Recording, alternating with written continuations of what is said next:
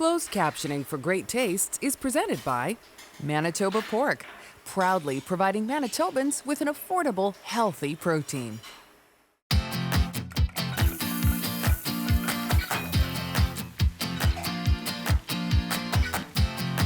Manitoba Liquor Mart presents Great Tastes of Manitoba.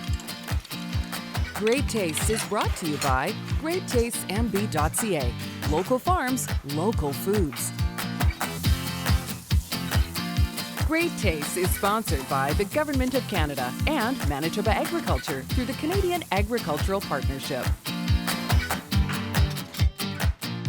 Welcome to Great Tastes of Manitoba. Saturday night here. It's Des Daniels, your host, and we are here with Manitoba Pork this weekend. Susan Riese, welcome, and Aaron Alblas, of course, Manitoba Liquor Marts. So this evening's episode inspired by kind of a unique experience that Susan actually had. So we'll be talking a little bit more about that throughout the show. Very cool. But why don't you, first of all, tell us what we're going to be making tonight? Sure.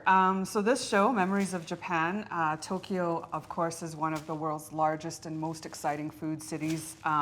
So some of the recipes, or all of the recipes, were kind of inspired in part by that. We're going to start with a crispy pork belly ramen, super delicious.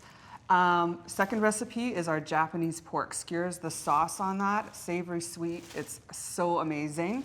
And then we'll end with pork tonkatsu, which is basically Japan's version of a pork schnitzel. Okay, I think we're going to learn a lot tonight. Aaron, do you have some gears turning already? Always. So I like to look for themes when I'm pairing as well. Sometimes it's about flavors, but sometimes it's about fun. So Pelee Island is Canada's southernmost wine growing region. So we're actually going to look at Pelee Island and we're going to pair products from there. Awesome. Cool. See you in a bit. Awesome. All right, number one, pork belly ramen. Well, where do we get to? Well, first of all, it was a trip that you took to Japan that sort of inspired all of these recipes tonight, your experiences of eating and enjoying the cuisine there. And so we are starting with pork belly ramen. We're going to talk more about ramen in a bit because this is huge there. But first, we're going to talk about the pork belly and why this is such a great addition to the ramen. Right. So we are using a skinless pork belly for this. But it's still going to get nice and crispy even though we've taken the skin off of it.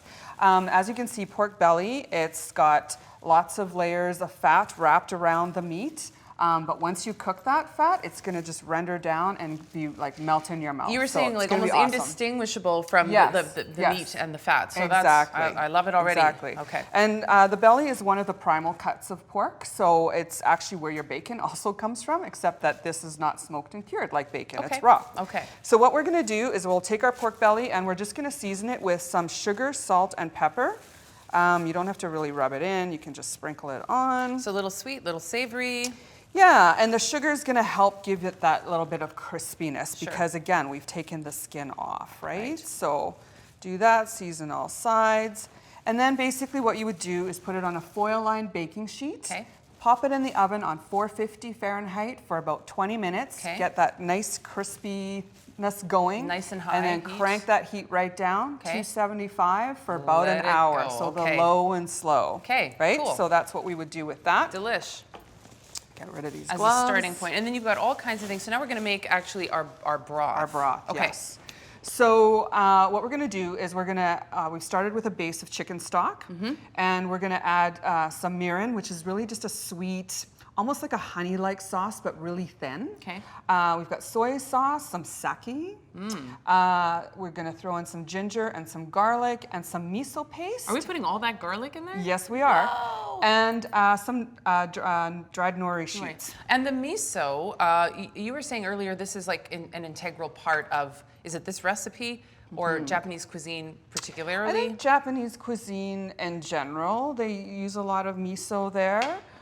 It's basically just fermented soybean. And it gives when you put it in recipes, it's got that umami. It's like sort of like the fifth. Like there's bitter, sweet, salty, sour, and then there's umami. And so it's got it gives whatever you put it in sort of a very unique flavor profile. Yes. Yeah. So all that goes into your pot. There's lots of garlic, like 12 cloves, but don't worry about that. No, I'm not worried. You're going to I'm delighted. bring this to a boil and then let it simmer for about an hour. Okay. After it's done, you're going to strain it, and what you end up with is this this lovely finished business. seasoned broth. Okay, so now we were going to talk a little bit about ramen, and you said that there's something, like you learned something very interesting about ramen when you were in Japan. Yes, ramen is a little bit more complex than it sounds. Might appear? Yes. Okay. So they take great pride in making good ramen over there. So balance between the broth, the delicate noodles, and all the different toppings. As you can see, there's quite a number of them. It takes a lot of time. A lot of the time they make it, they make the stock from scratch, boiling bones, things like that. We're cheating and using chicken broth today. And then the key thing is slurping. Slurping is highly recommended because it actually improves the flavor of the ramen. This is key So, yes. for eating ramen, slurping. Yes. Love So we're going to add, what we've done is we've cooked some ramen noodles. We're going to add in our broth. Okay. It smells extraordinary, by the right? And you way. just fill that up. And they eat a lot of it, like big portions of it, right? And then we would add all of the different toppings. We've got some shiitake mushrooms. We've got some shredded carrot. We've got some snap peas here that we've sliced on a diagonal. That's what that is. Egg often goes in, so hard-boiled egg. Wow. And a little bit of green onion. And you're saying this is like such a popular thing. It's like Super popular. There's over like 10,000 ramen shops in Japan, in Tokyo alone, I think. Wow. We've got some shredded nori.